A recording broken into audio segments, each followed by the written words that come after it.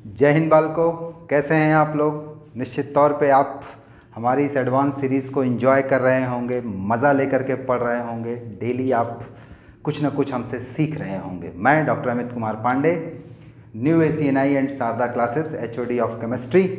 आज का जो लेक्चर लेकर के आया हूँ वो फिज़िकल केमिस्ट्री की एक न्यूमेरिकल प्रॉब्लम से है, वो इक्विलिब्रियम वाले चैप्टर से है और बड़ा ही इंटरेस्टिंग क्वेश्चन है। आपकी दिमाग को जो है थोड़ा सा वो हिला देगा। अगर आप कंसेप्ट पर चलेंगे तो क्वेश्चन 2 कौड़ी का है, कैलकुलेशन फ्री है और विद इन मिनट आपको आंसर दे देगा। चलिए शुरू करते हैं। आप देखें हमारी स्क्रीन पर एक क्वेश्चन है, आप अपनी स्क्रीन पर देख सकते हैं। क्वेश्चन है इंटीग्रल टाइप क्वेश्चन है, यानी इस सवाल का जो जवाब आएगा वो 1 से 9 डिजिट के बीच में कोई एक नंबर होगा। लिखा है question, the density of an equilibrium mixture of N2O4 and NO2 at 1 atmosphere and 2400/7 kelvin is 1.84 gram per litre. चलेगा जी। Then calculate Kc for the equilibrium. बहुत easy question, systematic question, calculation free question. तो मैं आपसे कहूँगा कि आप हमारे वीडियो को पॉज कर लीजिए और आपके पास 3 मिनट का समय है, आप लोग इसे बना लीजिए। ठीक है जी, पॉज कर लिया। ठीक, चलिए 3 मिनट आपके बीत गए होंगे, आपने बना लिया होगा। बना लिया तो अच्छा है, नहीं तो अब हम आपको इसको सॉल्व करके दिखाते हैं कि सवाल को कैसे हमें डील करना है। अगर आप इस क्वेश्चन को ध्यान से देखें, इसके सलूशन वाले पार्ट में अगर हम आए और आप अगर इसको ध्यान से देखें तो N2O4 NO2 में कन्वर्ट हो रहा है। कलरलेस गैस ब्राउन कलर वाली गैस में कन्वर्ट हो रही है। इक्विलिब्रियम प्रेशर कितना है? 1 एटमॉस्फेयर। इक्विलिब्रियम टेम्परेचर कितना है? 2400/7। और इक्विलिब्रियम मिक्सचर जो है उसकी डेंसिटी कितनी है? 1.8 ग्राम पर लीटर। यानी कि अगर 1 लीटर आप इस मिक्सचर का लें, यानी इस मिक्सचर के लिए वॉल्यूम हम कितना लेके चल रहे हैं सवाल में? 1 लीटर लेकर के चल रहे हैं। चलेगा। तो एक बात बताओ बालकों, अगर हम इक्विलिब्रियम मिक्सचर की डेंसिटी को लिखें तो डेंसिटी होता है PM/RT। चलेगा, PM/RT होता है। इक्विलिब्रियम मिक्सचर की डेंसिटी अगर हम लिख रहे हैं तो यहाँ 1.84 ग्राम पर लीटर।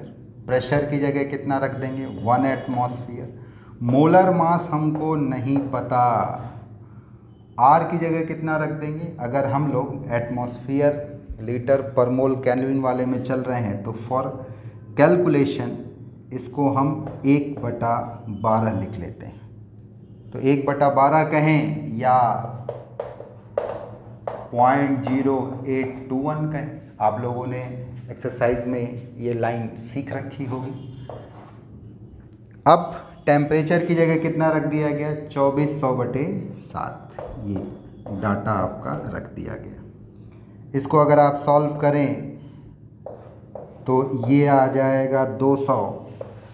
तो यहाँ से जो मोलर मास निकल करके आया, मॉलिक्यूलर वेट जो निकल करके आया वो आ गया 1.84 मल्टीप्लाइड बाई 1/7 या 200/7। चलेगा। अब मोलर मास यहाँ से कैसे निकल करके आए? क्योंकि मोलर मास निकल जाए तो थोड़ा सा कैलकुलेशन हमारे लिए इजी हो जाए। मोलर मास कैसे निकालें? रिएक्शन मिक्सचर में अगर इनिशियल मोल नहीं दिए हैं तो आप 1 मोल मान करके सवाल को शुरू कर सकते हो। N2O4 चेंज इनटू NO2, तो इसका 1 मोल तो इसका 0।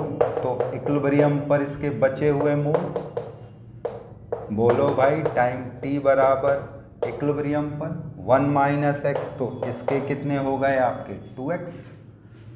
तो अब यहीं से अगर हम मोलर मास मिक्सचर का निकालें तो मिक्सचर का मोलर मास अगर डिफरेंट स्पीसीज मौजूद हैं तो N1 M1 plus N2 M2 बटे N1 प्लस N2।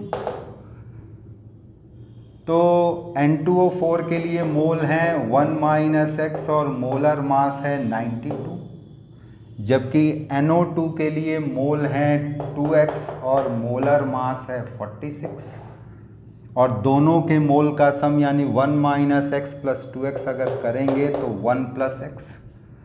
तो जो मोलर मास आपका मिक्सचर का निकल करके आया, अब कितना निकल करके आएगा जी? जो मिक्सचर का मोलर मास है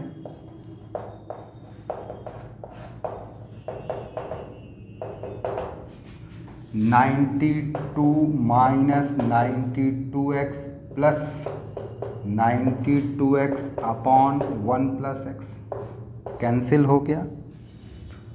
तो कहने का मतलब ये है कि यहाँ से जो हमारा मॉलिक्यूलर मास मिक्सचर का निकल करके आया 92 अपॉन 1 प्लस एक्स आ गया। इस डाटा को हम यहाँ रख सकते हैं। 92 upon 1 plus x is equal to 1.84 into 200/7। Decimal हटा दीजिए तो 100, काट दीजिए तो 100 दूना 200, 92 दूना 184 चलेगा। तो अब क्या निकल करके आएगा? थोड़ा स्पेस बनाएं हम, यहाँ पर थोड़ा सा स्पेस बना लें।